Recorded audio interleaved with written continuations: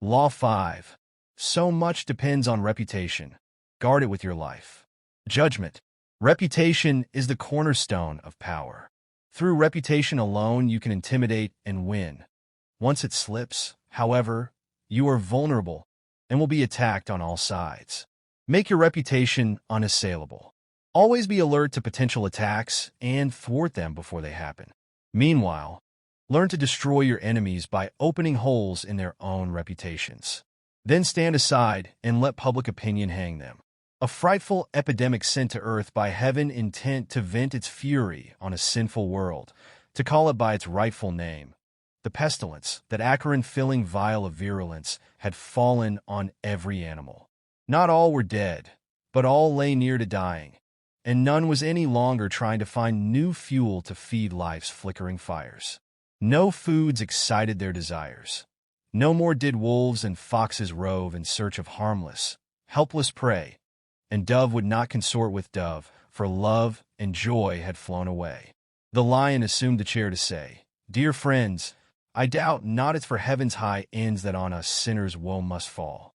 Let him of us who sinned the most fall victim to the avenging heavenly host, and may he win salvation for us all.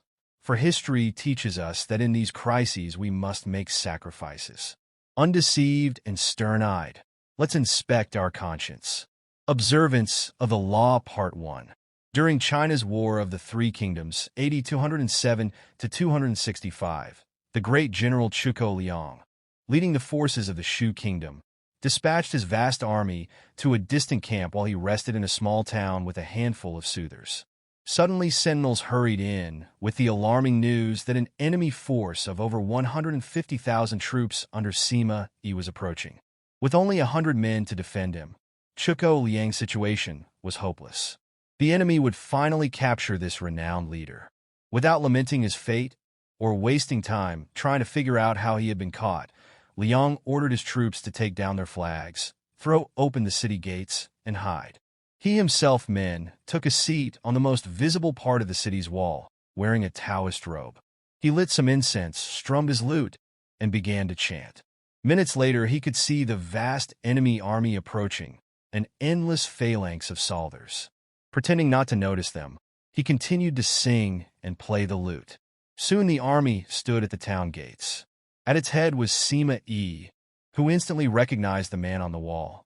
Even so, as the soldiers itched to enter the unguarded town through its open gates, Sima Yi hesitated, held them back, and stooped Liang on the wall. Then, he ordered an immediate and speedy retreat. Interpretation.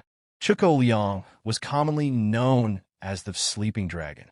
His exploits in the War of the Three Kingdoms were legendary. Once a man claiming to be a disaffected enemy lieutenant came to his camp, offering help and information. Liang instantly recognized the situation as a setup. This man was a false deserter and should be beheaded. At the last minute, though, as the axe was about to fall, Liang stopped the execution and offered to spare the man's life if he agreed to become a double agent. Grateful and terrified, the man agreed and began supplying false information to the enemy. Liang won battle after battle. On another occasion, Liang stole a military seal and created false documents, dispatching his enemy's troops to distant locations. Once the troops had dispersed, he was able to capture 3 cities, so that he controlled an entire corridor of the enemy's kingdom. He also once tricked the enemy into believing one of its best generals was a traitor, forcing the man to escape and join forces with Liang. The Sleeping Dragon carefully cultivated his reputation of being the cleverest man in China, one who always had a trick up his sleeve. As powerful as any weapon, this reputation struck fear into his enemy.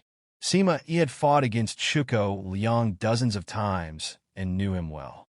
When he came on the empty city, with Liang praying on the wall, he was stunned.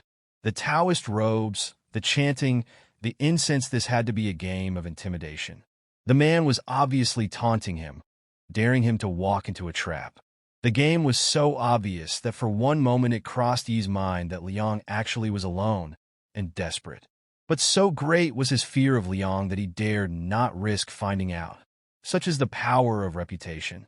It can put a vast army on the defensive, even force them into retreat, without a single arrow being fired. For, as Cicero says, even those who argue against fame still want the books they write against it to bear their name in the title and hope to become famous for despising it. Everything else is subject to barter. We will let our friends have our goods and our lives if need be. But a case of sharing our fame and making someone else the gift of our reputation is hardly to be found. Montaigne, 1533 to 1592. Observance of the Law, Part 2. In 1841, the young P.T. Barnum, trying to establish his reputation as America's premier showman, decided to purchase the American Museum in Manhattan and turn it into a collection of curiosities that would secure his fame. The problem was that he had no money. The museum's asking price was $15,000. But Barnum was able to put together a proposal that appealed to the institution's owners, even though it replaced cash up front with dozens of guarantees and references. The owners came to a verbal agreement with Barnum, but at the last minute, the principal partner changed his mind, and the museum and its collection were sold to the directors of Peale's museum. Barnum was infuriated, but the partner explained that business was business. The museum had been sold to Peale's because Peale's had a reputation and Barnum had none. Barnum immediately decided that if he had no reputation to bank on, his only recourse was to ruin the reputation of Peale's. Accordingly, he launched a letter-writing campaign in the newspapers, calling the owners a bunch of broken-down bank directors who had no idea how to run a museum or entertain people. He warned the public against buying Peale's stock, since the business's purchase of another museum would invariably spread its resources thin. The campaign was effective, the stock plummeted, and with no more confidence in Peale's track record and reputation, the owners of the American Museum reneged on their deal and sold the whole thing to Barnum. It took years for Peale's to recover, and they never forgot what Barnum had done. Mr. Peale himself decided to attack Barnum by building a reputation for highbrow entertainment, promoting his museum's programs as more scientific than those of his vulgar competitor. Mesmerism, hypnotism, was one of Peale's scientific attractions, and for a while it drew big crowds and was quite successful. To fight back, Barnum decided to attack Peale's reputation yet again. Barnum organized a rival mesmeric performance in which he himself apparently put a little girl into a trance. Once she seemed to have fallen deeply under, he tried to hypnotize members of the audience, but no matter how hard he tried, none of the spectators fell under his spell, and many of them began to laugh. A frustrated Barnum finally announced that to prove the little girl's trance was real, he would cut off one of her fingers, many a sheep who'd injured me in no respect, and even in my time been known to try shepherd pie. If need be, then yet I suspect that others also ought to own their sins. It's only fair that all should do their best to single out the guiltiest. Sire, you're too good a king, the fox begins. Such scruples are too delicate. My word, to each sheep, that profane and vulgar herd. That sin, nay, sire, enough for such a crew to be devoured by such as you. While of the shepherds we may say that they deserve the worst they got, theirs being the lot that over us beasts plot a flimsy dream-begotten sway. Then came the ass, to say, I do recall how once one crossed an abbey mead where hunger, grass, and plenty, and withal, I have no doubt, some imp of greed assailed me, and I shaved a tongue's breadth wide where frankly I'd no right to any grass. All forthwith fell full cry upon the ass. A wolf of some book learning testified that that cursed beast must suffer their despite, that gall-skinned author of their piteous plight. They judged him fit for thought, but gallows bait. How vile, another's grass to sequestrate! His death alone could expiate a crime so heinous, as full well he learns. The court, as you're of great or poor estate, will paint you either white or black by turns. Jean de La Fontaine, 1621 to 1695.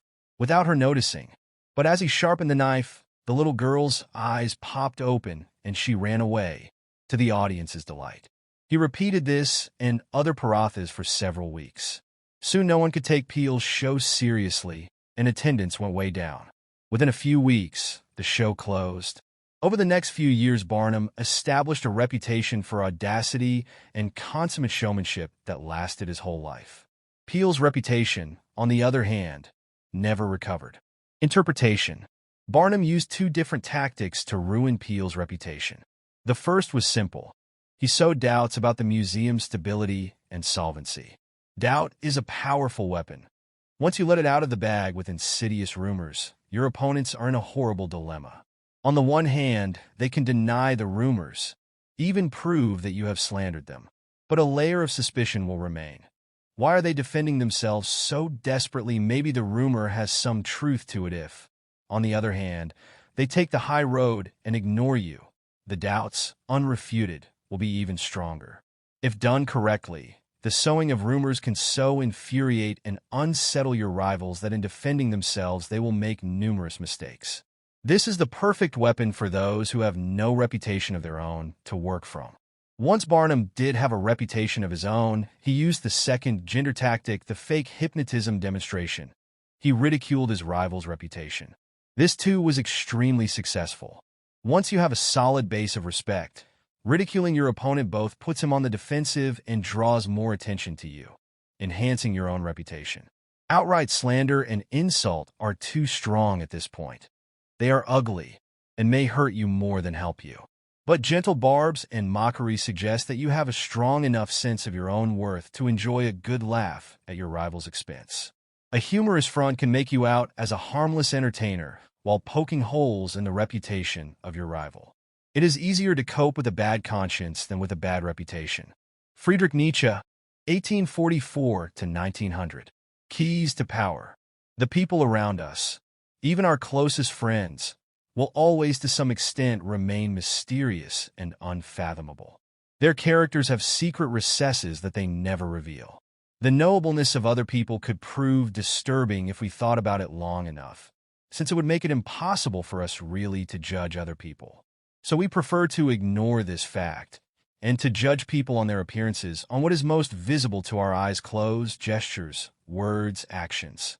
In the social realm, appearances are the barometer of almost all of our judgments, and you must never be misled into believing otherwise. One false slip, one awkward or sudden change in your appearance can prove disastrous. This is the reason for the supreme importance of making and maintaining a reputation that is of your own creation. That reputation will protect you in the dangerous game of appearances, distracting the probing eyes of others from knowing what you are really like, and giving you a degree of control over how the world judges you, a powerful position to be in. Reputation has a power like magic. With one stroke of its wand, it can double your strength. It can also send people scurrying away from you. Whether the exact same deeds appear brilliant or dreadful can depend entirely on the reputation of the doer. In the ancient Chinese court of the Wei Kingdom, there was a man named Mi Tsusia who had a reputation for supreme civility and graciousness. He became the ruler's favorite. It was a law in Wei that whoever rides secretly in the ruler's coach shall have his feet cut off. But when Mi Tsusia's mother fell ill, he used the royal coach to visit her, pretending that the ruler had given him permission. Another time the two of them took a stroll in an orchard. Mi Tsusia began eating a peach that he could not finish, and he gave the ruler the other half to eat. The ruler remarked, "You love me so much that you would even forget your own saliva taste, and let me eat the rest of the peach." Later, however, envious fellow courtiers, spreading word that Mi Tsusia was actually devious and arrogant, succeeded in damaging his reputation. The ruler came to see his actions in a new light. "This fellow once rode in my coach under pretense of my order," he told the courtiers angrily, "and another time he gave me a half-eaten peach." For the same actions that had charmed the ruler when he was the favorite, Mi Tsusia now had to suffer the penalties. The fate of his feet depended solely on the strength of his reputation. In the beginning, you must work to establish a reputation for one outstanding quality, whether generosity or honesty or cunning. This quality sets you apart and gets other people to talk about you. You then make your reputation known to as many people as possible, subtly, though. Take care to build slowly and with a firm foundation, and watch as it spreads like wildfire. A solid reputation increases your presence and exaggerates your strengths without your having to spend much energy. It can also create an aura around you that will instill respect, even fear. In the fighting in the North African desert during World War II, the German general Erwin Rommel had a reputation for cunning and for deceptive maneuvering that struck terror into everyone who faced him. Even when his forces were depleted, and when British tanks outnumbered his by 5-1, entire cities would be evacuated at the news of his approach.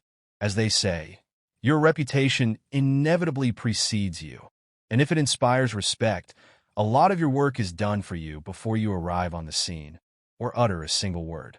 Your success seems destined by your past triumphs. Much of the success of Henry Kissinger's shuttle diplomacy rested on his reputation for ironing out differences. No one wanted to be seen as so unreasonable that Kissinger could not sway him. A peace treaty seemed a fait accompli as soon as Kissinger's name became involved in the negotiations. Make your reputation simple and base it on one sterling quality. This single quality, efficiency, say, or seductiveness, becomes a kind of calling card that announces your presence and places others under a spell. A reputation for honesty will allow you to practice all manner of deception. Casanova used his reputation as a great seducer to pave the way for his future conquests. Women who had heard of his powers became immensely curious and wanted to discover for themselves what had made him so romantically successful. Perhaps you have already stained your reputation, so that you are prevented from establishing a new one.